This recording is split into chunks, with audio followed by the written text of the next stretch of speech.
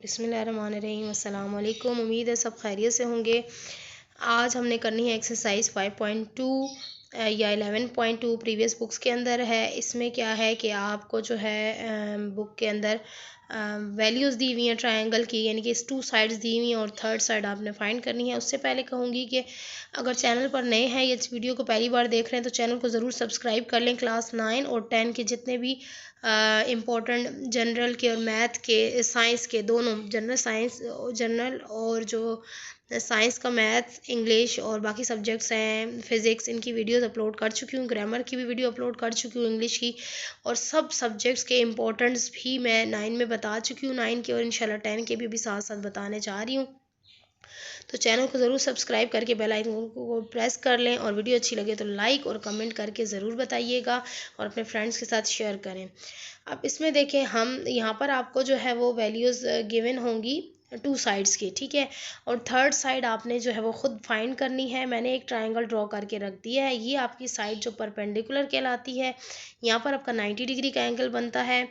तो आपने जो है ना इसमें देखना है कि थर्ड वैल्यू आपकी क्या होगी। यहाँ पर क्वेश्चन के अंदर आपको बताया हुआ, क्वेश्चन को ध्यान से रीड कर लिया करें कि उसमें करना क्या है, देन उसको आप फिर सॉल्व करना स्टार्ट किया करें।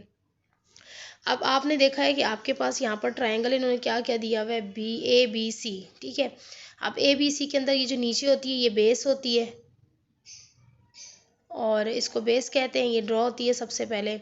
उसके बाद आपके पास जो जैसे तिरछी सी लाइन होती है इसको हाइपोटेनस कहते हैं, और जो ये ऊपर से नीचे आ रही होती है ये परपेंडिकुलर होती है।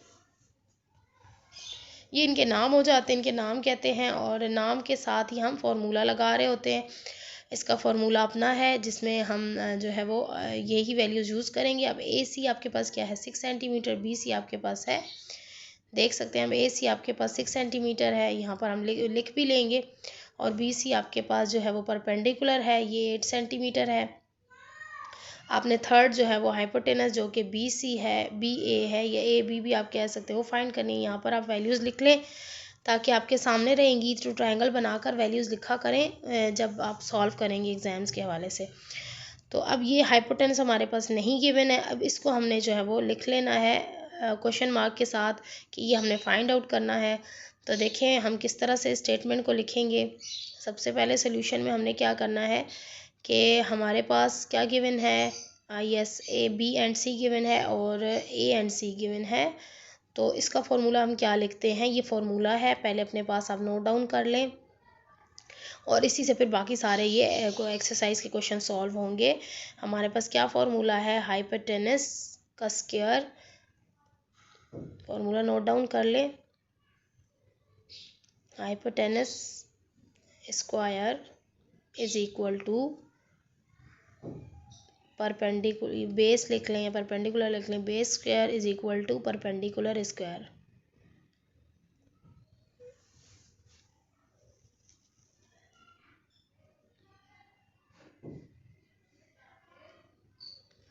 अब आपने इस हिसाब से जो जो आपको नाम दिए होंगे ना उसके अंदर ट्रायंगल के, यानी कि साइड्स के नाम दिए होंगे, वो आपने लिखने हैं। अब यहाँ पर आप देख सकते हैं कि आपके पास परपेंडिकुलर का क्या नाम दिया हुआ है, BC दिया हुआ है, और आप कह सकते हैं इसको CB भी कह सकते हैं, BC भी कह सकते हैं। हाइपोटेनस आपके पास क्या है जी, AB है।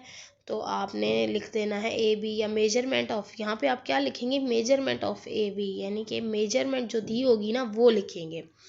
तो हम M को मेजर के लिए यूज़ करते हैं, ये तो यहाँ पे गिवन ही नहीं है, तो फ़िलहाल तो हम सारे सिर्फ नाम लिख रहे हैं ताकि हम फॉर्मूले को इजीली याद कर सकें। अच्छा, AB यानी कि कोई भी नाम होंगे तो आप नाम यूज़ करेंगे। यहाँ ABC गिवन है तो हम इसी को यूज़ करें। अगर LMNPQR ये आगे आगे जो है वो क्वेश्चंस में आएंगे तो आप देखेंगे कि हम उसको किस तरह से लिख रहे हैं। तो आपने ये नाम लिख लिए इनके, ठीक है, स्क्वायर के साथ MBC, मेजरमेंट BC और मेजरमेंट AC, ये तीनों इक्वल है।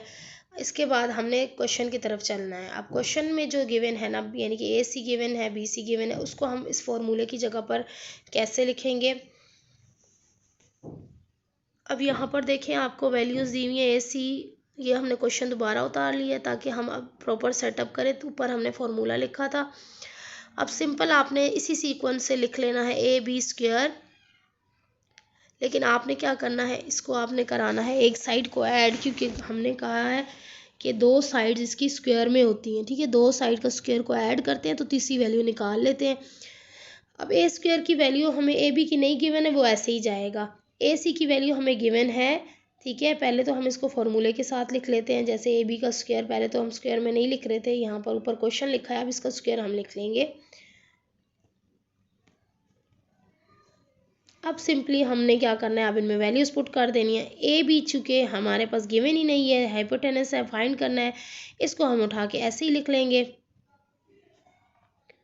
ए सी हमारे पास क्या गिवन है, 6 सेंटीमीटर, तो 6 लिख लेंगे।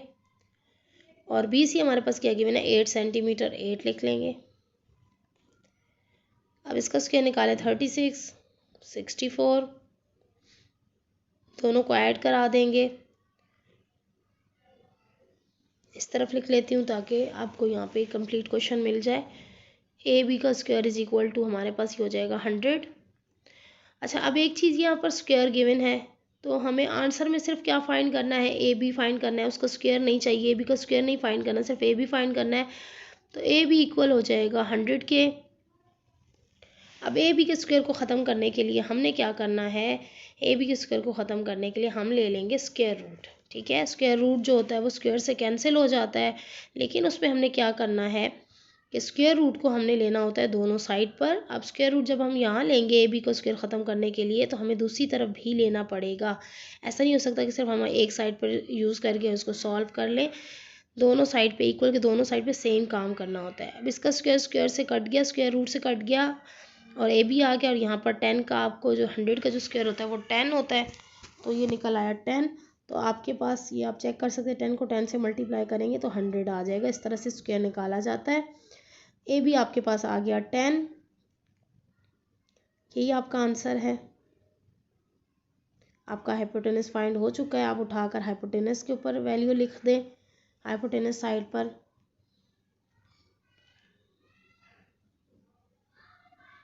अब हम करेंगे इसका क्वेश्चन नंबर पार्ट नंबर 2।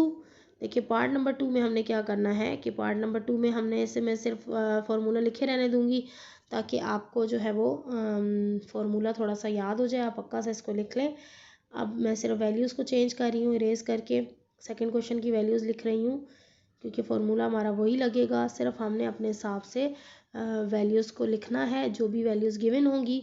तो सेकेंड वैल्यू हमारे पास क्या गिवन है, बी सी 24, ए बी आपके पास गिवन है 25,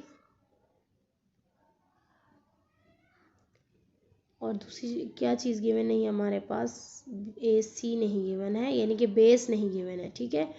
तो यहाँ पर लिख लेते हैं, एक ही उसके साथ नहीं चलना कि आप लोग जो है ना ट्रायंगल छोड़ दें, ट्रायंगल को भी देखना होगा, साथ साथ वैल्यूज उसकी भी हटानी होंगी।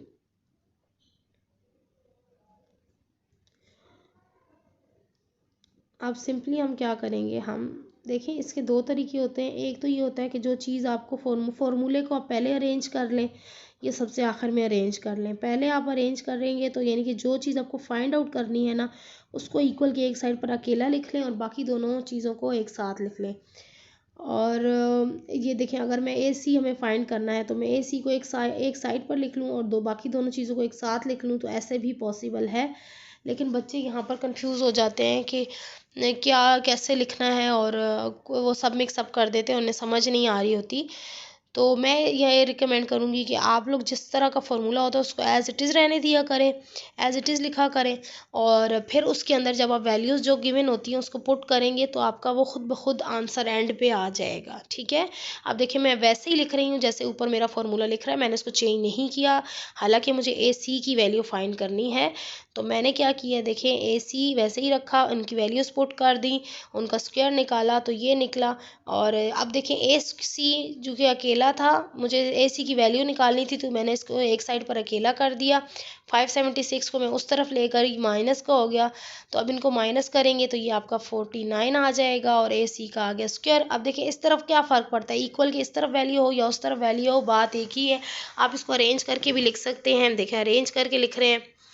अब क्या करना है, आपने अरेंज करने के बाद अब आप स्क्वायर को ख़त्म करेंगे, तो स्क्वायर को ख़त्म करने के लिए हमने क्या करना है, अब स्क्वायर रूट लेना है।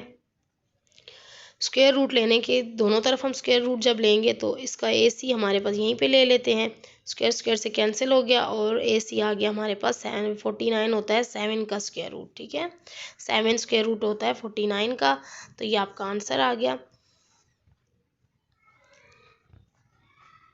अब हम इसका थर्ड पार्ट है हमारा, थर्ड पार्ट को देख लेते हैं। यहीं पे हम वैल्यू रेज कर लेते हैं, बाकी सारा जो है वो सेम होगा, सिर्फ वैल्यूज़ चेंज होंगी। और ये हमने देखना होगा कि हमारे पास बेस, चूँकि हम बेस निकाल चुके हैं, हाइपोटेनस निकाल चुके हैं, अब आई थिंक हमारे पास परपेंडिकुलर है, क्योंकि परपेंडिकुलर अभी तक हमने फाइंड आउट नहीं किया।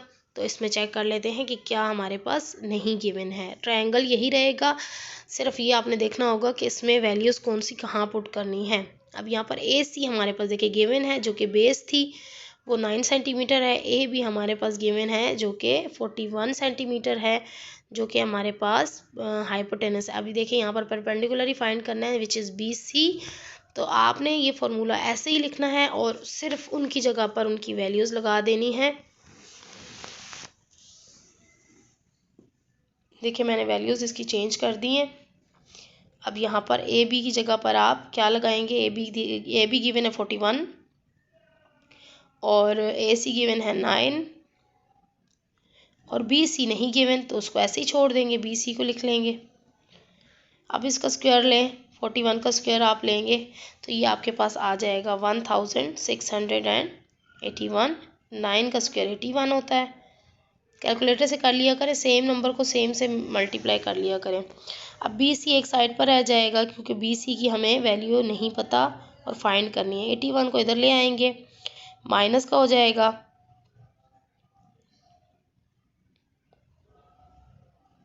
और यहाँ पर 168 माइनस 81 आपके पास क्या आ जाएगा जी, 1600। और फिर अगेन वही चीज़, ये उल्टा हो गया तो इसको अरेंज कर भी सकते हैं, नहीं भी करें तो पहले सॉल्व कर लें, अरेंज बाद में भी कर सकते हैं, अरेंज एंड पे कर सकते हैं, कोई इशू नहीं है, इससे कोई इशू नहीं होता, आपके आंसर में और आपके मार्क्स में कोई फ़र्क नहीं आता। तो अब 20 ही आ गया, स्क्वायर रूट से कट गया।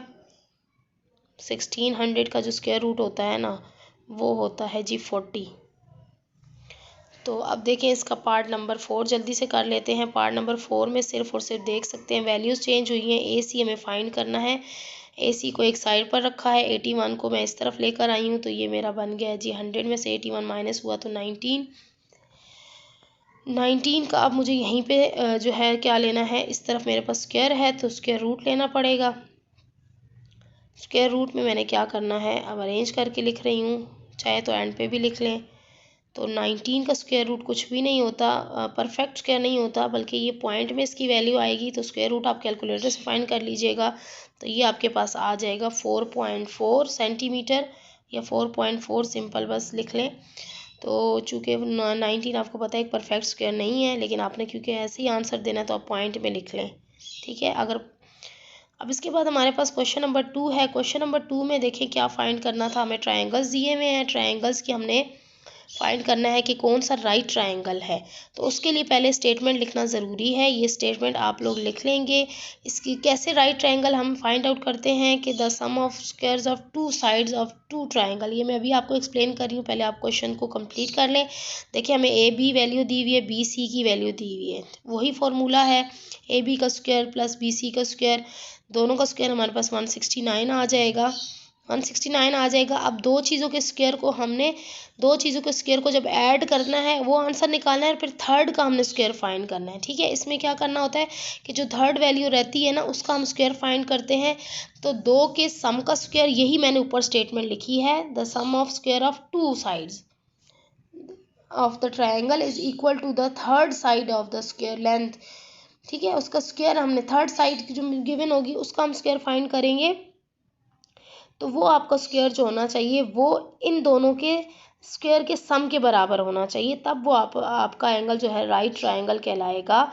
अब यहाँ पर देखें, इन दोनों का आपने देखा, ए बी का स्क्वायर लिया फिर बी सी का स्क्वायर लिया, इन दोनों को ऐड किया तो 169 आ गया। अब थर्ड वैल्यू रह गई है, और थर्ड वैल्यू का हम जब स्क्वायर फाइंड करेंगे तो वो हमारा 169 आना चाहिए। अगर वो 169 आ जाता है तो राइट ट्रायंगल होगा, अगर नहीं आता तो फिर वो राइट ट्रायंगल नहीं होगा। अब यहाँ पर देखिए हमारा क्वेश्चन नंबर 2। अब इसमें आप गौर से देखेंगे, इसको आपको मज़ीद क्लियर हो जाएगा। ई एफ हमारे पास था वैल्यू, डी एफ की वैल्यू थी, इन दोनों को हमने स्क्वायर लिया तो 13 आया। अब चौथी वैल्यू, थर्ड वैल्यू जो थी ई डी की थी, ई डी की हमारे पास 4 थी, 4 का स्क्वायर लिया तो ये 16 आया, 9 4 का 13 आया। तो यानी कि sum of two sides no is not equal to sum of third side, square of third side, यानी कि 13 और 16 बराबर नहीं है, जिसकी वजह से हम कह सकते हैं triangle D E F sum of square of any two angles. ठीक है, पहले दोनों एंगल को देखना है, उनका स्क्वायर लेकर उनको सम करना है और फिर थर्ड वाले को चेक करना है। दोनों के आंसर सेम हुए तो वो राइट ट्राइंगल होगा। अब इनमें दोनों के आंसर सेम नहीं है तो इज़ नॉट राइट ट्राइंगल। ठीक है, हम लिख लेंगे not equal to the square of third, third का स्क्वायर लिया तो वो इक्वल नहीं है, तो फिर ये क्या कहलाएगा, ट्राइंगल। दस the triangle is D F is not right triangle. ये आपका इसका आंसर आ जाएगा, आपने पूरी स्टेटमेंट लिखनी है। अब थर्ड में देखें, थर्ड में मैं ये जल्दी जल्दी करवा रही हूँ क्योंकि बिल्कुल सेम है और मैं छोड़ना भी नहीं चाहती हूँ, वीडियो बहुत ज़्यादा लंबी नहीं करना चाहती हूँ। तो बिल्कुल सेम दो साइड की हमने वैल्यू लिखकर उनका स्क्वायर ले लिया, तो यहाँ पर स्क्वायर स्क्वायर रूट से कट जाएगा और इस 2 का स्क्वायर 4 होता है और 3 एज इट इज़ आ जाएगा। तो ये आ गया 7, इनका ऐड किया तो 7 आ गया, 2 का स्क्वायर लेकर ऐड किया तो 7 आ गया। अब थर्ड वैल्यू का स्क्वायर लेकर चेक करना है कि क्या इक्वल है, तो जी देख लें, स्क्वायर स्क्वायर से कट गया और इसका आंसर भी आपके पास 7 आ गया। एच के स्क्वायर का आंसर आपके, यानी कि थर्ड वैल्यू के स्क्वायर का आंसर आ गया आपके पास 7। 2 के स्क्वायर का सम और थर्ड वैल्यू का स्क्वायर बराबर है, जिसकी वजह से ये हमारा राइट ट्राइंगल बनेगा। ठीक है, तो ये आपने ऐसे ही चेक करना होता है राइट ट्रायंगल, यानी कि राइट ट्रायंगल है या नहीं है। ये चेक करने के लिए आपने क्या करना होता है, पहली दो वैल्यू का स्क्वायर लेते हैं, उनको प्लस करते हैं और फिर थर्ड वैल्यू का अलग से सिर्फ और सिर्फ स्क्वायर लेकर देखते हैं कि दोनों के आंसर सेम हो है तो राइट ट्रायंगल बना, अदरवाइज वो राइट ट्रायंगल नहीं बना। अब इसमें नेक्स्ट में देखें, चूँकि बिल्कुल सेम है तो मैंने जल्दी से वैल्यूज़ ही उतार के आपको वही सेम प्रोसेस कर रहे हैं। एक का स्क्वायर लिया, फिर दूसरी वाली वैल्यू का स्क्वायर लिया तो ये 1 + 3 4 आ गया। अब थर्ड वाली वैल्यू का स्क्वायर लें तो ये भी आपके पास 4 आ रहा है।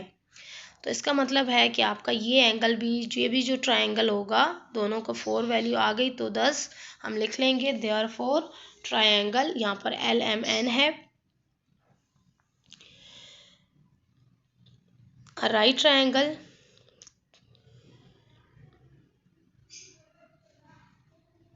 यही आंसर है। अच्छा, अब जो क्वेश्चन नंबर थर्ड में है, क्वेश्चन नंबर थर्ड में आपको सेट्स में दिया हुआ है, वहाँ पर आपको ऐसे ट्रायंगल की फॉर्म में दिया हुआ था और आपने वैल्यूज उठानी थी, यहाँ पर आपको सेट बना के दिए हुए। बाकी वाले सारी चीज़ वही है, a sum of square of any two values. अब यहाँ वैल्यूज़ आ जाएंगी, वहाँ पर साइड्स थी, यहाँ पर वैल्यूज़ आ जाएंगी।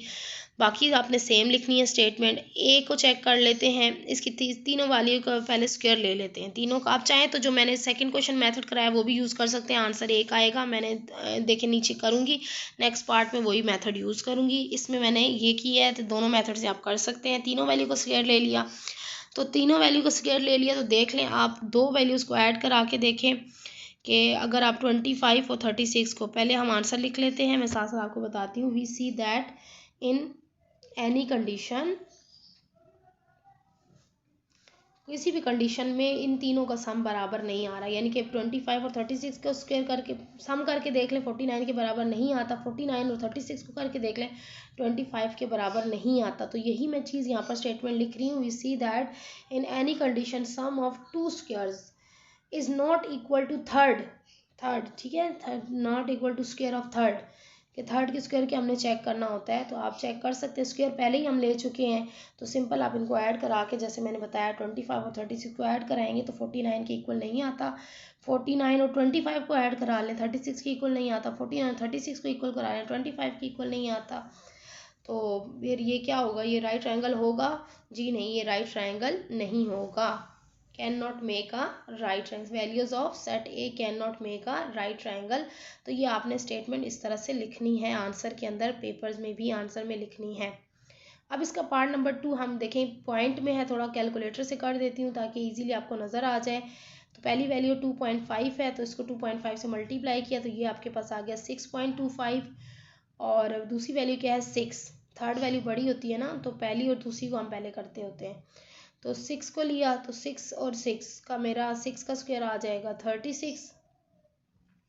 अब इन दोनों का सम स्क्वायर आ गया, अब इनको सम कर लें ताकि हमारे पास प्रॉपर फार्मूले से आंसर आ जाए। 2.5 का स्क्वायर प्लस 6 का स्क्वायर, दोनों हमारे पास वैल्यू पहले से मौजूद है। अब दोनों को हम सिंपली ऐड करा देते हैं। कैलकुलेटर से पॉइंट वाली वैल्यू सामने दिखा देती हूँ 36, तो ये आपके पास आ गया 42.25। अब रह गई थर्ड वैल्यू 6.5। अब इसका हमने क्या करना है, स्क्वायर करना है, क्योंकि थर्ड का स्क्वायर बराबर होना चाहिए पहले दो के स्क्वायर के सम के। 6.5 को 6.5 से मल्टीप्लाई करेंगे तो आपका ये आ जाएगा, देखें 42.25 आ गया। तो यानी कि ये दोनों आंसर्स बराबर हैं। तो ये ट्रायंगल हम क्या लिखेंगे, दस द वैल्यू ऑफ बी, ठीक है, वैल्यू ऑफ बी में set B makes a right angle triangle या राइट ट्रायंगल। आप कुछ भी लिख सकते हैं, अपने सेंटेंसेस में अपने वर्डिंग में लिख सकते हैं, लेकिन आंसर प्रॉपर होना चाहिए। तो आप इस तरह से लिख लें, therefore values of set B can make a right triangle, ये भी ठीक होगा, राइट एंगल ट्रायंगल भी ठीक होगा। अब अगला देखें, सेम था तो मैंने जल्दी जल्दी से उतार लिया। सिंपल आपने वही प्रोसीजर दोहराना है।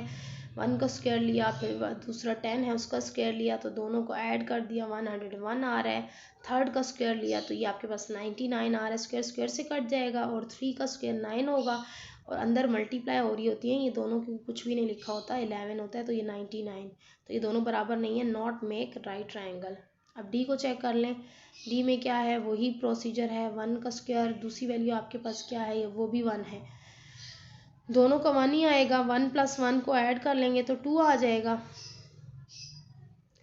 और थर्ड वाली वैल्यू आपके पास √2 दी हुई है, उसका स्क्वायर ले लें, वो आपके पास बराबर आ गया 2 के। तो आप देख सकते हैं दोनों वैल्यूज़ आपकी बराबर हैं, तो जिससे हम कह सकते हैं कि set of value of set C makes the right triangle, ठीक है, राइट एंगल ट्रायंगल।